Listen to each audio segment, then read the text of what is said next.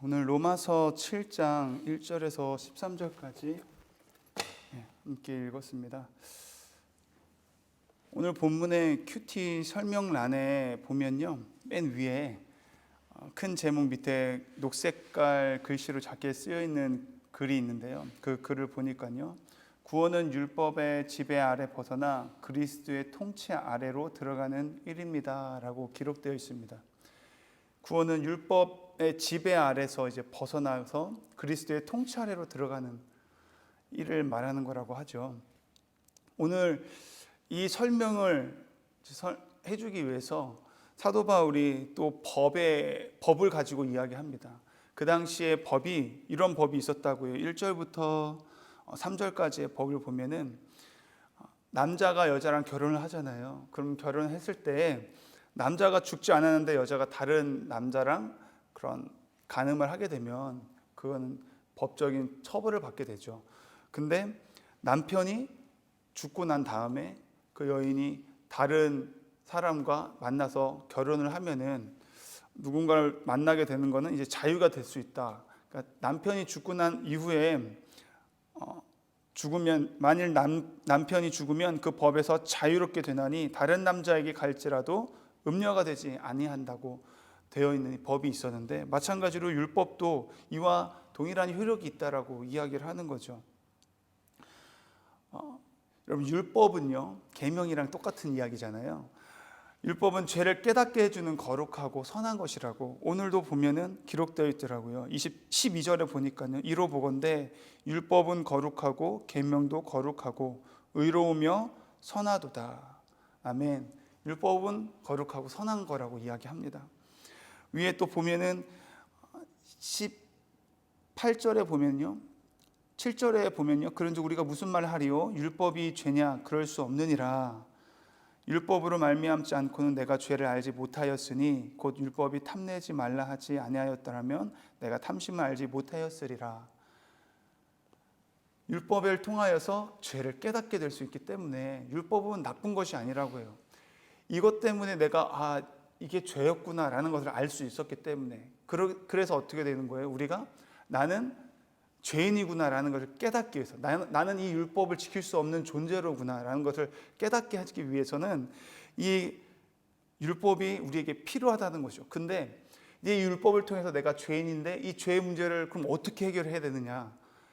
그것이 바로 예수 그리스도를 우리가 믿게 될 수 있다는 거죠. 이 죄의 문제를 해결하기 위해서. 그렇기 때문에 나는 예수님이 필요합니다. 그래서 예수님을 믿게 된 거죠. 예수님이 이 내 모든 죄를 십자가에서 다 짊어지시고 피 흘려 죽으심으로 인해서 예수 그리스도와 함께 내가 죽고 이제 예수 그리스도와 함께 내가 사는 역사.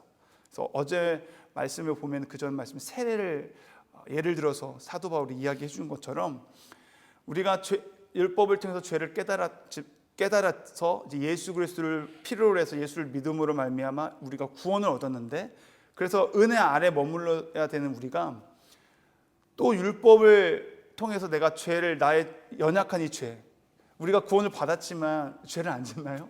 또 죄를 지어요. 근데 그 죄를 이겨보려고 내 힘으로 내 의지로 하려는 사람들이 있다는 거예요. 그래서 율법을 그래도 또 안고 그 율법을 내가 지키려고 노력하는 사람이 있다는 거예요. 율법을 지키지 말라는 이야기가 아니라 내 의지로 그거를 지킬 수 없다는 거예요. 나의 죄의 본성이 있는데 내가 그것을 지킬 수 없다는 것을 인정하고, 그렇기 때문에 우리가 방금 우리가 위에서 읽은 것처럼 그리스도의 통치 아래로 우리가 들어가야 되는데 그러지 않는다는 거예요. 내가 율법을 지켰어요. 내 의지를 지켰어요. 그러면은 나는 지켰는데 너는 왜 못 지키냐고 판단하고 정죄할 수밖에 없게 됩니다. 그런데 또 지키지 못할 때는 그것 때문에 내가 또 율법을 지키지 못했어, 계명을 지키지 못했어 해서 좌절하고 하나님의 은혜에서 벗어나는 삶을 살아갈 수 있다는 거예요. 그래서 사도 바울이 답답한 거죠. 그래서 오늘 이 말씀을 그래서 기록한 거예요.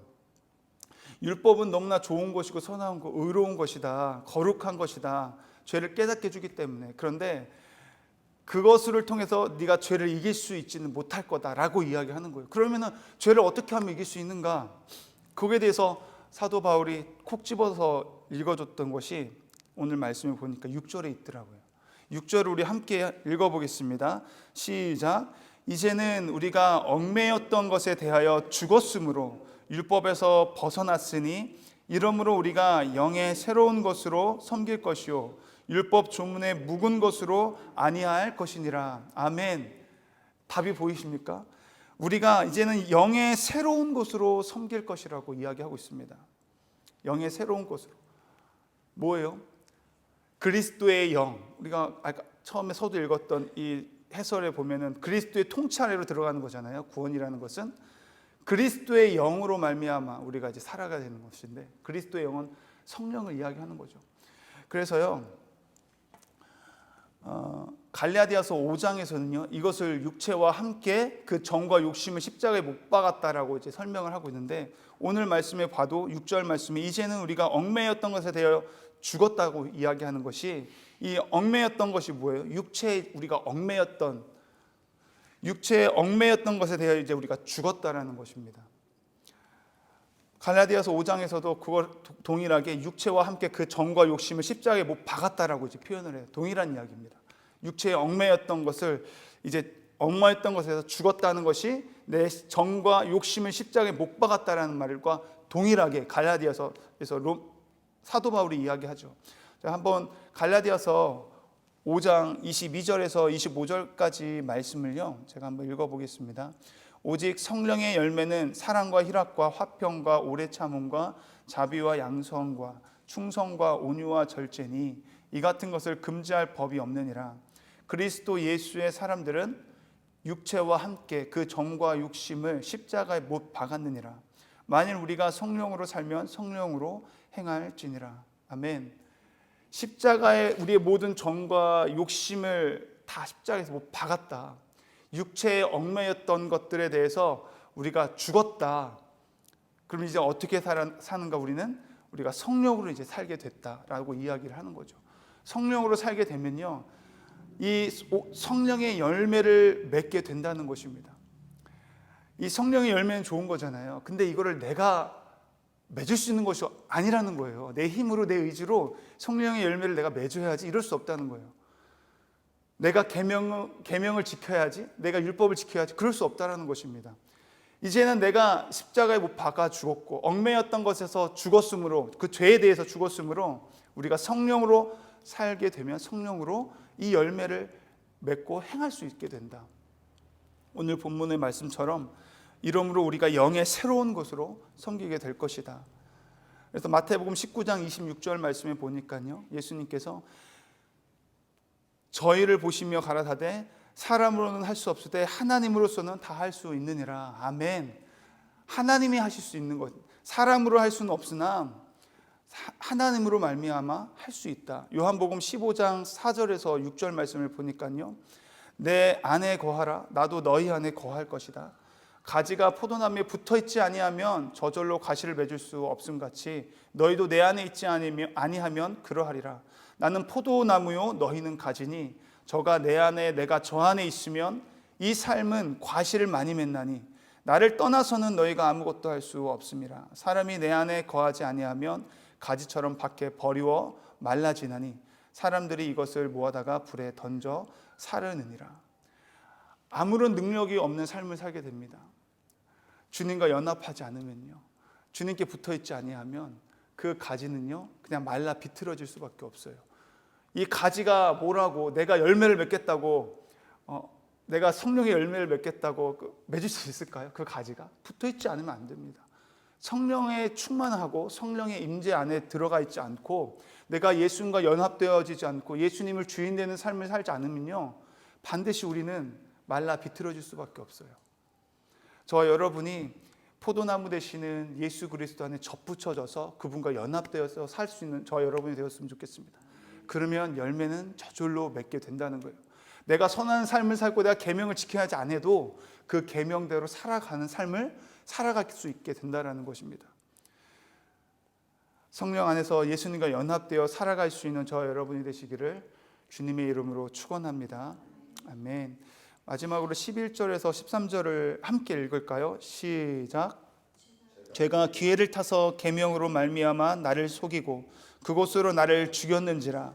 이로 보건대 율법은 거룩하고 계명도 거룩하고 의로우며 선하도다. 그런즉 선한 것이 내게 사망이 되었느냐? 그럴 수 없느니라. 오직 죄가 죄로 드러나기 위하여 선한 그것으로 말미암아 나를 죽게 만들었으니 이는 계명으로 말미암아 죄로 심히 죄되게 하려 함이라. 아멘. 선한 거고 계명은 좋은 것인데 이 선한 것으로, 이 계명으로 나를 죽게 만든다는 거예요. 나를 오히려 살려야 되잖아요. 내가 뭔가를 하려고 하니까 결국은 내가 피폐해지고 죽어지고 말라 비틀어진다는 것입니다. 나는 할 수 없어. 죄의 그런 정죄함 속에서 우리가 살아가는데 그렇지 않다라는 거죠. 우리가 우리의 영으로 새로운 것으로 섬길 때, 성령의 임재 안에서 우리가 살아갈 때 보혜사 성령님께서 우리의 삶을 주장해 주실 줄 믿습니다.